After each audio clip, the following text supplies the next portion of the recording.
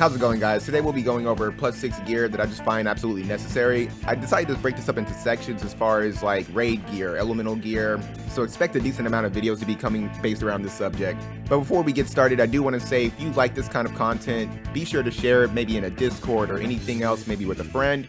Getting all the information, having to write it out. It took me a decent amount of time pretty much to write out all this information and to section it out into how I was going to do it. So I would really appreciate the support. So starting with number 1, we're going to go with the Alexandrite Ring. This is a really powerful piece of equipment, mainly known for its accuracy. You would build it for aim specifically. It already has elemental resistance 5%, accuracy 20, but the added bonus it gets +6 is the crit. I feel like this is something that you just absolutely have to have, especially if you don't have orange sunglasses. It's something you can definitely use for a tank. You can build off of the accuracy, and it's easy to complement with the TMR. You can just go for a specific elemental resistance like Earth Resist, and even more so add on to it if you wanted to add elemental debuff to a TMR. And I feel like if you're going to go for anything whenever the raid is around, or maybe raid revival, that is definitely number 1 or number 2. And moving on to our number 2, I'm gonna have to go with the Galmia Code. The Galmia Code is super powerful, 30% magic increase, and whenever you do +6 it, you get Maneater +10. You build this for barrier. It's really powerful as far as that spirit that you're getting, and that Maneater is just making it an absolute necessity when it comes to PvP magic users.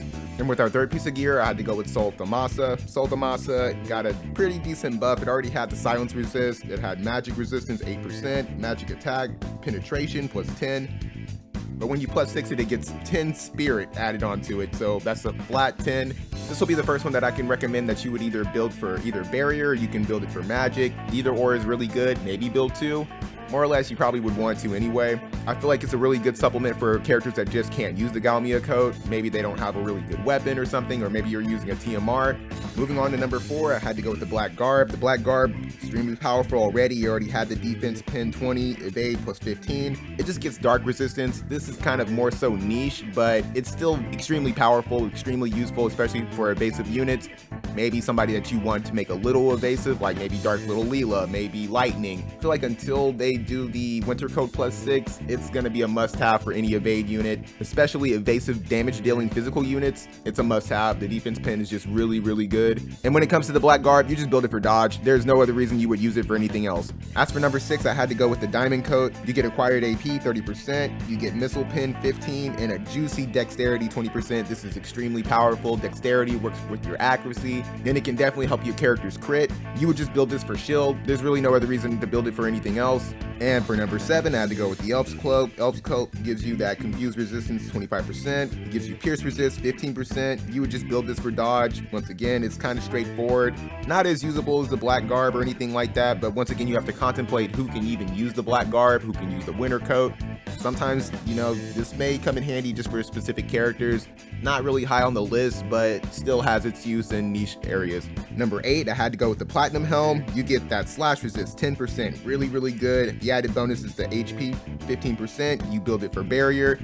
Once again, kind of niche. Not a lot of people can use helms, but it's just something that really comes in handy whenever you need it, and it doesn't really hurt to have it.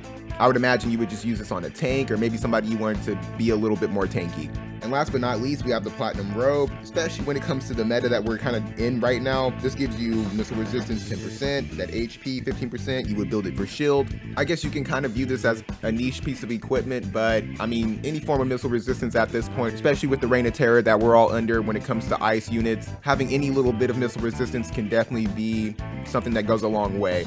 Keep in mind, I left any equipment that gives ice attack, lightning attack, anything like that just off the list. I feel like that is extremely limited to certain units. But with that, that's really all I had to say. Hopefully you guys enjoyed the video, and I hope to catch you in the next one.